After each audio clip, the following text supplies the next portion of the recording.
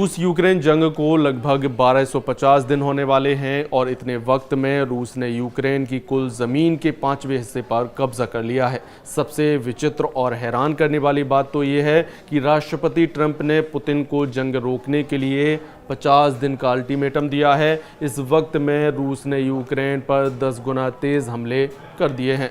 खास तौर से पूर्वी यूक्रेन का किला कहे जाने वाले पोक्रोवस्क शहर में रूसी सेना ने एक बड़े हिस्से पर कब्जा करने का दावा किया है। इधर यूक्रेनी सेना अमेरिका और नेटो के चक्कर में फंस गई है। इससे समझ नहीं आ रहा है कि रूस के हमलों से निपटें या फिर रूस पर जबरदस्त पलटवार करें। इस वक्त राष्ट्रपति जेलेंस्की का यूक्रेन दो ताकतों के बीच बुरी तरह पिस रहा है।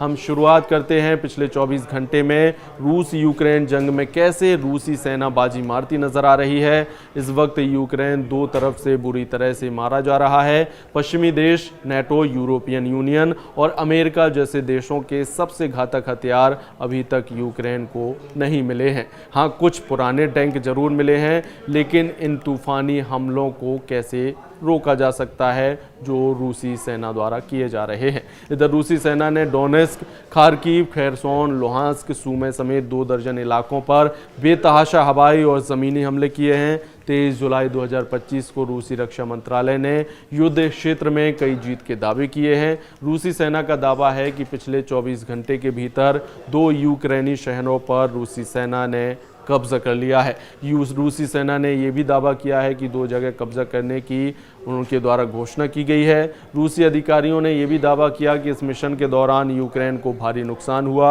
और एक ही दिन में 1220 यूक्रेनी सैनिकों के मारे जाने या घायल होने का अनुमान है। इधर रूसी सेना ने सबसे बड़ी जीत का दावा पूर्वी यूक्रेन के शहर पोक्रोवस्क को लेकर किया है। दावा किया गया है कि इस वक्त रूसी सेनाएं पूर्वी यूक्रेन के में भारी सुरक्षा वाले शहर पोक्रोवस्क में मौजूद है। मॉस्को ने युद्धग्रस्त डोनेस्क के पोक्रोवस्क क्षेत्र में यूक्रेनी रसद केंद्र पोक्रोवस्क पर कब्जा करने में कई महीने में लगाए हैं, तब जाकर कब्जा हो पाया है। रूस ने डोनेस्क के साथ साथ कई अन्य क्षेत्रों पर भी कब्जा कर लिया है। हालांकि यूक्रेनी सेना के टॉप कमांडर दावा कर रहे हैं कि रूसी सेना झूठ बोल रही है। यूक्रेन के पोक्रोवस्क के शहर पर अभी भी यूक्रेनी सेना का कब्जा है। पिछले 32 घंटे में रूस यूक्रेन जंग में कुछ ऐसा हुआ है जिसने रूस को मजबूर कर दिया है कि वो परमाणु जंग करे।